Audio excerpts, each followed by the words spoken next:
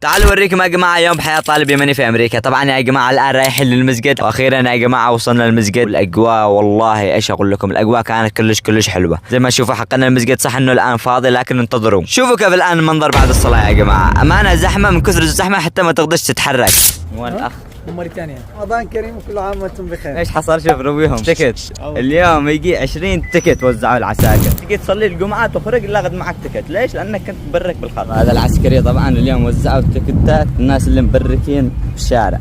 بعدها يا جماعه رحت سامس كلاب، اشتريت شويه اغراض للبيت على السريع، وعبيت مي كمان للبيت. وبعدها يا جماعه روحت البيت فطرت، اللهم لك الحمد والشكر، هذا حقنا الفطور.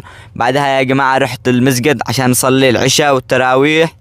الحمد لله يا جماعه الان كملنا نصلي العشاء، اللهم لك الحمد والشكر. تعالوا اعرفكم على صديقي الاردني، هذا اجدع صديق اردني تعرفت على داخل امريكا. كيف حالك؟ الحمد لله. رمضان كريم علينا وعليك. كم يوم وصلوا هذا الفيديو لايكات؟ 100,000. 100,000 لايك ولا يهمك، لعيون اهل الاردن وصلوا هذا الفيديو 100,000 لايك.